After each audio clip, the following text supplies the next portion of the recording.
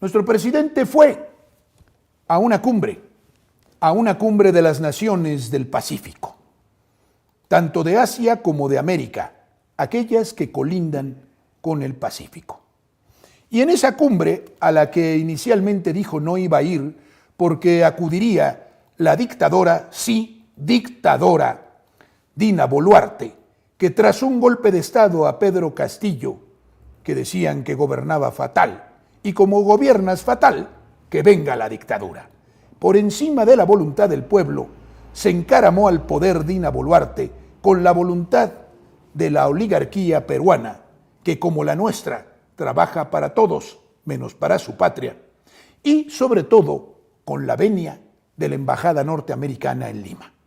Fue la CIA, fue la Organización de Estados Americanos, fueron todos esos órganos que sirven y han servido de lejos, de hace mucho tiempo, a los propósitos aviesos de los Estados Unidos, es decir, a dar golpes de Estado cuando en las naciones gobiernan patriotas o individuos que los contradicen, que les llevan la contraria, que no cumplen sus deseos y su voluntad, y que, en resumen, no cumplen la misión de hundir a sus propios pueblos.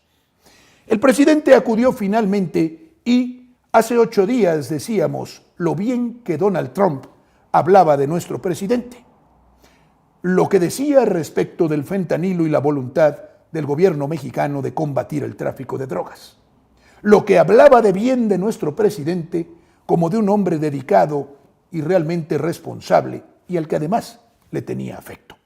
Pues ahora toca a Biden, enemigo jurado de Donald Trump. Biden es un fantasma. Biden es un hombre que ya no tiene las cualidades ni las condiciones para gobernar. Lo saben todos los norteamericanos y sin embargo muchos se hacen locos y pretenden reelegirlo. El que Biden esté en la condición que esté y lo mantengan en la presidencia de Estados Unidos y pretendan su reelección, nos dice mucho.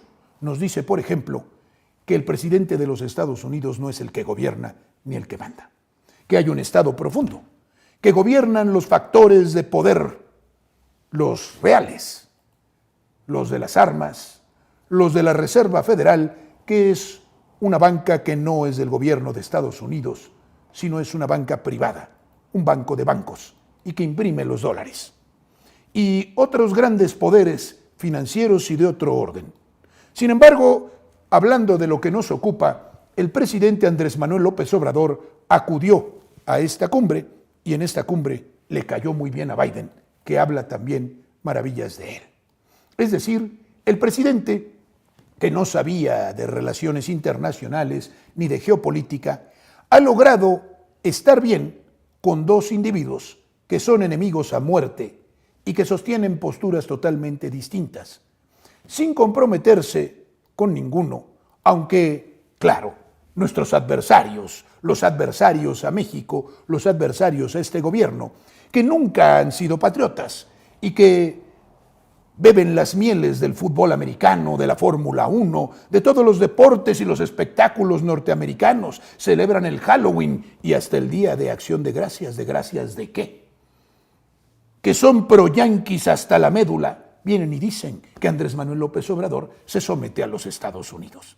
Pero si son mentes colonizadas, esclavos voluntarios, amigos de la servidumbre voluntaria y alegre, y ahora vienen a decir que Andrés Manuel López Obrador se somete. No, no se somete, negocia, habla, es pragmático y, para su indignación, queda bien con 2 enemigos del país del norte. Claro que tenemos que negociar, claro que tenemos que coexistir y convivir, pero siempre manteniendo nuestra soberanía. Para mantenerla hay que tener diálogo, no nos estamos sometiendo. Como los gobiernos a los que ustedes admiraban y respaldaban, sí se sometieron. Como se sometieron ellos y como se someten ustedes, traidorzuelos, a México, que tienen la mente en Houston y en Miami, y no aquí, donde debieran tenerla. Pero no se preocupen, que los patriotas nos bastamos solos. Estuviste tan cautivador, hasta cursi y derramando miel. Pobre Biden, pero bueno, Eso dice de Andrés Manuel López Obrador. Dice que sintió celos de Andrés Manuel López Obrador. Los presidentes López Obrador y Biden se reunieron este viernes para hablar sobre el combate al fentanilo y la crisis migratoria. Reforma. Se compromete AMLO ante Biden a combatir el fentanilo y ya Trump dice que en verdad sí lo estamos combatiendo. Una última noticia nacional y nos vamos a lo internacional que estará muy interesante. Ya verán ustedes cómo enredamos, desvelamos o develamos ante ustedes la terrible trama de los enemigos de la humanidad y la resurrección de políticos idos. Hoy las momias de Guanajuato empiezan a gobernar el mundo, las traen de regreso. Algunas son británicas. Pero por lo pronto la última noticia nacional de Infobae. Suspenden definitivamente a funcionario del INE por alterar frases de AMLO. Manuel Cruz Martínez presentó una impugnación ante el Tribunal Electoral del Poder Judicial de la Federación. Lleva suspendido 23 días y ya se va para siempre. A este angelito, afanosito, como dice el presidente, se le ocurrió que había que ayudar a quienes se oponen a Andrés Manuel López Obrador. Y para tales efectos había que ser creativo, imaginativo, novelesco y autor de cuentos. Y en esa función, el señor puso en boca del presidente de la República palabras que éste nunca había pronunciado. ¿Con qué propósito? Con el de acusarlo para que fuera sancionado. No le salió. Fue evidenciado en su mentira, porque así son estos.